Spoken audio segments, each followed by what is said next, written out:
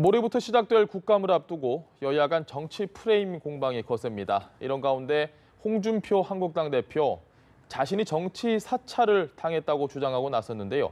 차명진 전 새누리당 의원 그리고 김현 더불어민주당 대변인과 함께 이야기 나눠보도록 하겠습니다. 두 분 안녕하십니까? 네, 안녕하세요. 일단 김 의원님께 제가 먼저 질문을 좀 드려보고 싶은 게요.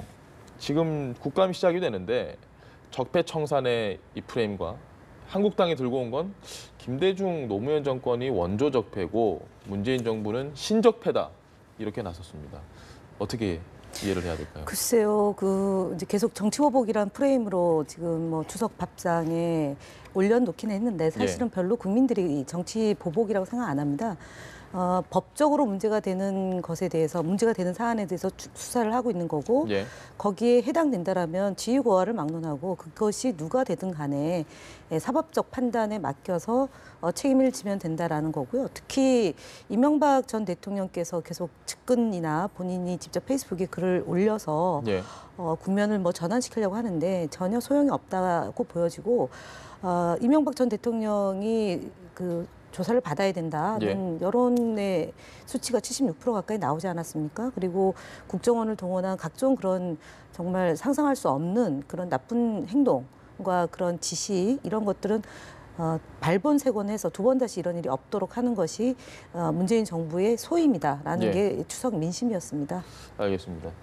차 의원님께서 제가 현직 의원이라면은 국정감사에서 신적폐나 구적폐를 이슈하지 않겠어요. 왜냐하면은 현재 당장에는 이명박 정부나 박근혜 정부에서 실제 어떤 헌법적 기본권을 침해하는 어떤 현상이 있었던 것에 대한 문제 제기 그리고 그것을 발굴하고 폭로하는 것 이것이 사실 뭐 언론과 국민의 관심을 끌 수밖에 없어요.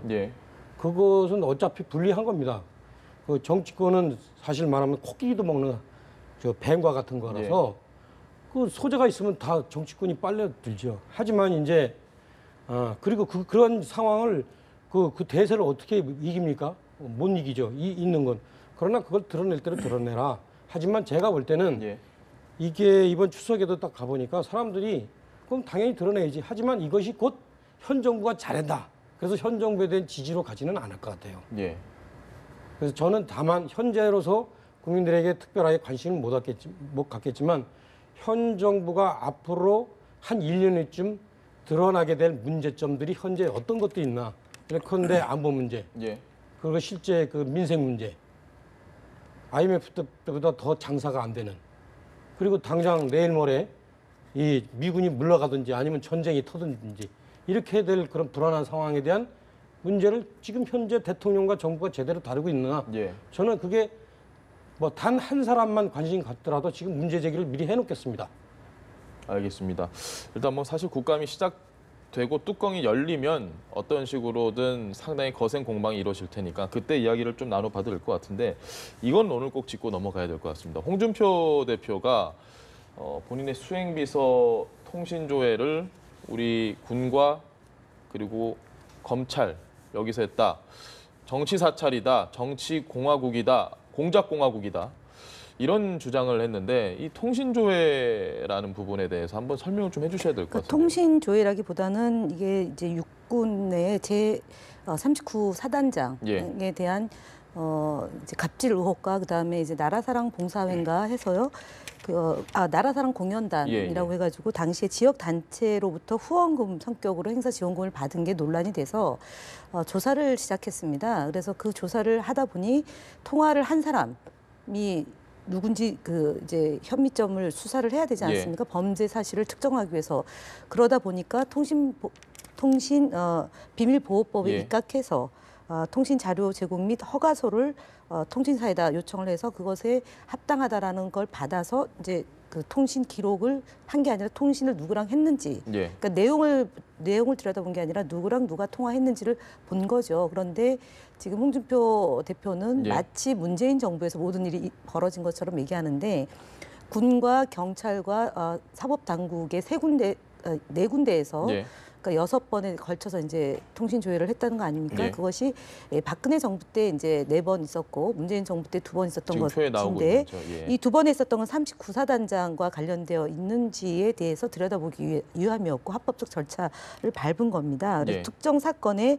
범죄 수사를 목적으로 지금 그 통신 내역을 들여다본 것이기 때문에 홍준표 대표가 얘기하는 것처럼 또는 자유한국당 대변인이 나서서 이것이 무슨 정치 공작이다, 뭐 공작공화국이다라고 예. 얘기하는 건 어불성설이고요.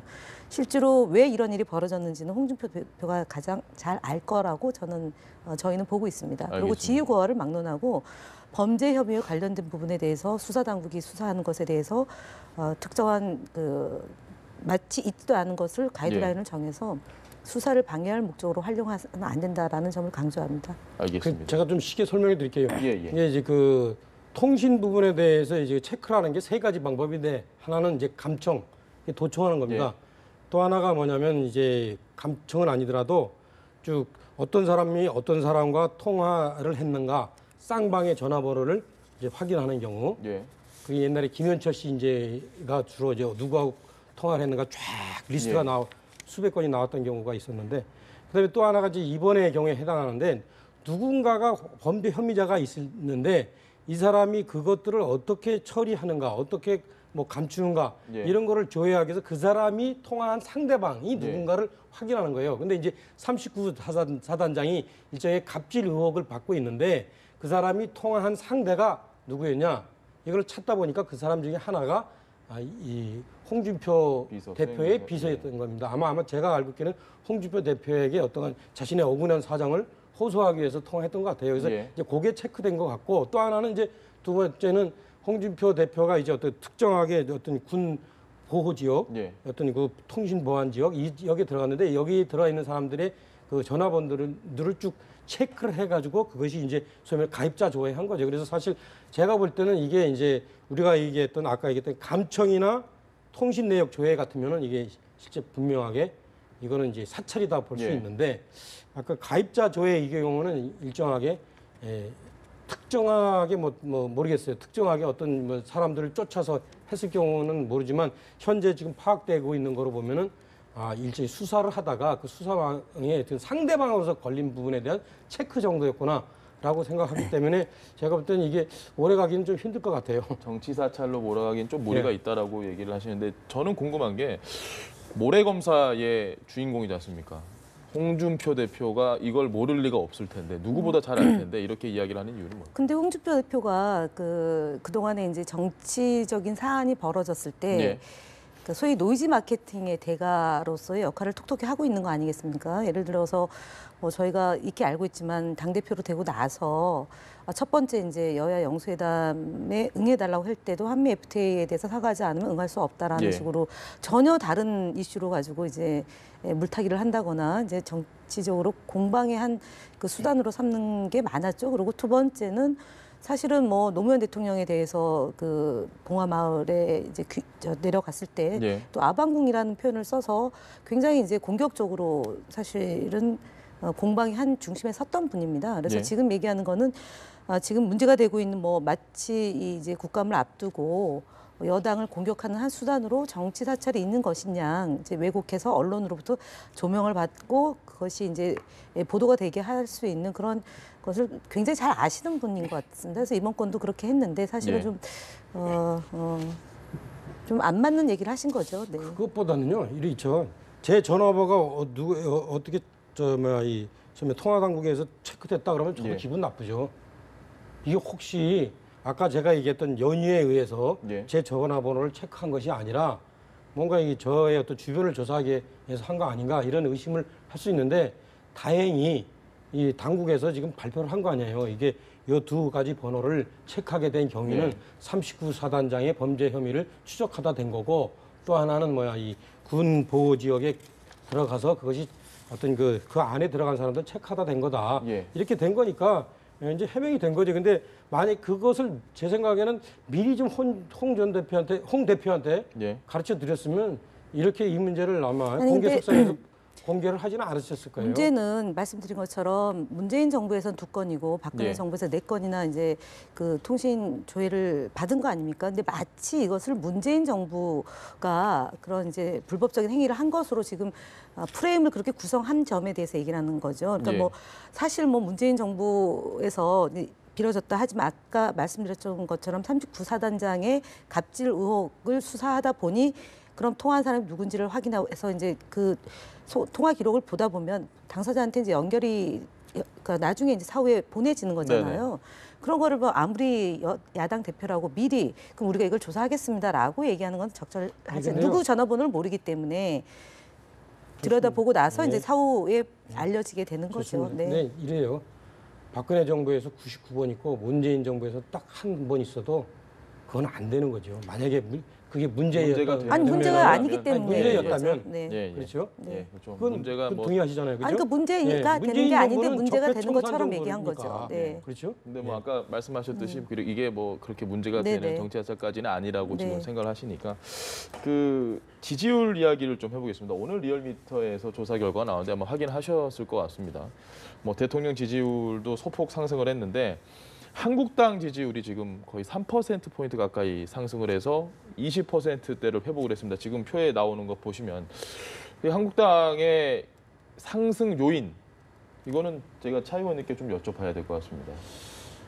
글쎄, 저는 뭐 점진적으로 문재인 대통령과 이 민주당의 지지율은 아마 이 지방선거 때쯤이면은 문재인 대통령 득표율만큼 40% 정도만큼 떨어질 것이고, 예. 그 동안에 이제 소위 말하면 이제 박근혜 기저 효과라든가 일정하게 임기 초기에 대한 어떤 거품 효과가 사라지기 때문에 예. 그럴 것으로 예측하고, 자유한국당도 일정한 부분 그때 홍준표 대표가 후보가 득표했던 만큼 24.1%만큼 그때쯤 예. 오를 거다. 그래서 이것은 뭐 너무나 자연스러운 현상이다. 제가 보는데 그 이상을 넘으려면은 더 잘해야죠. 현재 그 자유한국당의 리더십과 행태 가지고는 어려운데 예. 다만 이제 이번에 조금 어려운 것은 단순한 자연적인 추세 플러스 현재 이제 일정하게 그 안보 문제라든가 현 정부가 내세우고 있는 소득주도 성장론이 갖고 있는 한계라든가 이런 것을 국민들이 실생활에서 지금 느끼기 시작하니까 예. 그것이 일정하게 소폭 상승의 어떤 요인이 됐을 것이라고 이제 추측이 됩니다. 알겠습니다. 김 의원님께서는 어찌됐건 지금 계속해서 과거 정권 그리고 그 이전 정권의 문제점을 지금 문재인 정부에서는 계속 제기를 하고 수사를 하고 있는 상황에서 한국당의 지지율이 올라가는 것에 대해서는 어떻게 좀 생각하십니까? 아니 한국당의 지지율이 올랐다고는 사실은 안 봅니다. 2% 예. 정도 지금 오른 걸로 나오는데 바른정당의 지지율이 일정 정도 자유한국당으로 흡수됐다라고, 1% 예. 정도 가고요. 그다음에 이제 무당층, 그러니까 무응답층이 아무래도 이제 그 문재인 대통령이 잘하고 있다라는 지지를 보내는 것 반면에 지지하는 정당은 예. 뭐 지역에 따라서 이제 자유한국당을 지지할 수 있다라고 이제 보기 때문에 소폭의 이동이죠. 변수가 생긴 거고. 두 번째는 일단 뭐 그 결집하는 속도가 예. 좀 생기는 거 아니겠냐. 이제 4당 체제 또는 5당 체제에서 자유한국당이 그나마 이제 그 기대 볼만하다라는 그런 이제 기대심이 일정하게 반영된 거지. 그렇다고 보더라도 자유한국당이 회복해야 될 지지율에서는 아주 상당히 못 미치는 거죠. 107석의 정당이 20% 지지율을 갖는다. 이거는 뭐 제가 볼 때는 그 정당으로서의 기능이 온전하게 진행되는 건 아니다라는 점을 다시 말씀을 드리고요. 예. 사실은 그 뭐 보수 정당으로서의 제 기능을 해야 되는데 안보 정당으로서의 역할 충분하지 않고요. 그다음에 매번 이제 뭐 더불어민주당이나 문재인 정부의 그런 국정 운영에 대해서 비판, 비난, 발목 잡기로 보여지기 때문에 107석의 정당으로서의 지지율은 아니다라고 예. 봐야 되겠습니다. 알겠습니다. 주제를 다시 한번 바꿔보겠습니다. 국정원에 대해서 어제도 저희가 얘기를 많이 하고 모든 언론이 지금 많이 이야기를 하고 있습니다. 끊이지 않게 뭐가 계속 나오는데 이 노벨상 취소를 요청을 했다.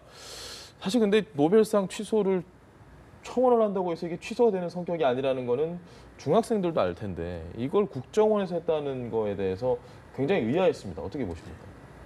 그러니까 이제 노벨상을 취소한 사례가 없죠. 예. 그러니까 노벨상에 기반이 된 논문이 사실 조작 논문임이 밝혀진 경우에조차 예. 그리고 노벨상의 어떤 소설가가 뭐 SS 요원이었던 사실이 밝혀졌을 때조차 예. 노벨상이 이제 취소 안 되는데 하물며 뭐 그 이 김대중 대통령이 뭐 특별히 하자 있었겠어요. 특별히 뭐 이제 뭐 예를 드는 경우에 그 당시에 기억하는데 뭐 평화상 같은 경우에는 예. 이 자료 제공 차원에서 일정하게 이제 그 관계자를 만나는데 그걸 그 문제 삼아서 이제 취소할 수 있다라는 얘기가 돌았던 거는 사실인데요. 예.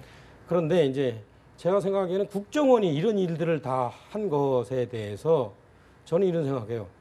이명박 정부에서 전 정부의 기밀 사항인 NLL 보고서를 드러내서 예. 그것을 공개해서 자신들이 정치적으로 이용한 적이 있잖아요.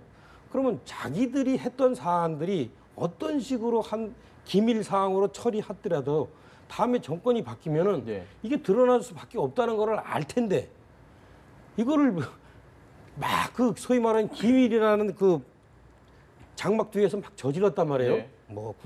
예를 들어서 뭐 국정원에서 노벨상 뭐 취소 예. 행위를 했다든가 블랙리스트를 했다든가 댓글 사건을 했다든가 저는 IQ 2자리 넘으면 그거 안 할 텐데 왜 그랬을까라는 생각을 지금도 의문사항으로 갖습니다. 예. 딱 하나 남는 경우가 있는데 아마 정권을 자기들이 영원히 계속 창출할 수 있었다고 믿었는지 예. 그래도 저 같은 사람이 잡으면 그거 가만 안 놔두시죠. 그래서 저는 참 이해가 안 가요. 그 IQ 2자리 있는 사람들이 집권을 했나 생각이 네. 듭니다. 알겠습니다. 솔직히. 알겠습니다. 김 의원님께 다른 질문을 드릴게요. 하실 말씀 혹시 있으시면 하셔도 되는데. 워낙에 그 황당하고 예. 사실은 무소불위의 권력을 휘두르면서 생겨난 사실은 정말 어처구니 없는 일이죠. 그리고 예. 국가적인 그 위상뿐만 아니라 전 세계에서 인권과 민주주의와 통일을 일구는데 정말 혼신의 힘을 다하신 김대중 전 대통령을 흠집 내려고 했던 이명박 전 대통령의 정말 파람치한 행위가 국정원의 그 모의 정황이 드러난 것이기 때문에 이 부분에 대해서는 뭐 수사가 진행되는 걸 보면 될 것이고요. 예. 좀 늦지 않은 시간 안에 이명박 대통령께서 좀 국민들한테 사과하는 적절한 태도가 필요한데 이것도 마치 정치 보복으로 계속 규정하고 사과 한마디 없는 것은 아마 그 이명박 전 대통령이 사법적으로 책임을 져야 된다는 국민 여론이 더욱 높아지는데 외려 기여하는 것이 아닌가라고 보여집니다. 알겠습니다. 그 여당의 현 대변인께 질문을 드리면 이걸 어떻게 답을 하실지 모르겠는데 박근혜 전 대통령의 구속 연장에 대해서 이 구속이 아마 박근혜 전 대통령이 구속 연장이 되든 안 되든 어떤 식으로든 야당에서는 움직임이 있을 것 같습니다. 어떻게 보십니까? 그러니까 법대로 가야죠. 예. 지금 이제 그 국정농단 사건과 관련해서 최순실, 안종범, 차은택 이분들이 구속이 연장된 상태에서 재판이 진행됐습니다. 그다음에 박근혜 전 대통령의 경우는 압수수색이나 소환 등 법적 절차를 무시했고 그다음에 모든 책임을 부하나 측근들에게 돌린 사례가 이미 재판 과정에서 다 드러났죠. 그다음에 법정 출석하고 증언 거부. 이것은 사법부에 대한 사법부를 좀 이렇게 기망한 거로 보여집니다. 그래서 박근혜 전 대통령의 구속 기간을 연장해서 재판을 받아야 된다라는 점은 이렇게 상식적인 것이고요. 만약에 사법부가 그런 판단을 내리지 않는다라면 그 책임을 온전하게 질 수밖에 없기 때문에 저는 뭐 정상적인 그 법과 정의가 살아 있다라면 정상적인 판단이 이루어질 거다라고 봅니다. 알겠습니다. 변호인단 주장은 굳이 박근혜 전 대통령의 구속을 연장해야 될 사유가 없다. 이렇게까지 하는 건 좀 심하지 않느냐 이렇게 이야기를 하고 있거든요. 그러니까 지금 제가 이렇게 보니까 이제 구금을 연장해야 된다는 측과 구금을 끝내야 되는 측 각각 나름대로 합리적인 이유가 있어요. 특히 이제 연장해야 된다는 측은 지금 얘기했듯이 일정하게 상당히 이 모든 사건의 주범이고 그렇죠. 그 다음에 이제 실제 풀어주면 그 집을 그 지지자들이 겹겹이 에워싸서 재판에 출정하기조차 어려워지고 그게 핑계가 되고 또 그 집안에 들어박혀 있으면서 사람들을 불러다가 사건에 대한 증거 인멸에 기도를 할 것이고 그렇기 때문에 안 되겠다 이렇게 하는데 다 그것도 이유가 있어요. 하지만 실정하게 이제 뭐냐면 그런 이유 때문에 6개월의 구금 기간을 예. 주는 거죠. 그런데 그 기간을 넘길 경우에는 분명하게 아직 미결수의 경우에 신체의 자유를 압박하는 것은 그것은 실제 헌법 정신에 어긋나다. 기본권에 어긋나간 거다. 다른 사람은 구속했는데, 다른 사람은 구속 연장했는데 예. 왜 그 사람만 풀어주냐? 다른 사람도 그럼 풀어줬어야죠. 그렇죠? 네. 그리고 박근혜 전 대통령은 다른 사람과 달리 새 혐의가 안 나타났잖아요. 예. 그래서 저는 그런 가장 기본적인 인권 정신에서 입각해서 문제를 풀어야 된다. 그리고 그것이 이 발생할 다른 부차적인 문제는 다른 차원에서 또 해결을 하시라. 예컨대 뭐 법원과 어떤 내곡동 사이를 무슨 뭐 일방 통로를 하나 만들어 놓든지 그렇게 해야지. 네. 그러한 그 불편 사항이 한 인간의 기본권을 지키는 것보다 더 저는 또 높은 가치에 있지 않다. 그렇게 생각합니다. 알겠습니다. 오늘 저희가 이야기를 계속 좀 하고 싶은데 시간 관계상 여기까지만 이야기하도록 하겠습니다. 지금까지 차명진 전 새누리당 의원 그리고 김현 더불어민주당 대변인과 함께 이야기 나눠봤습니다. 고맙습니다.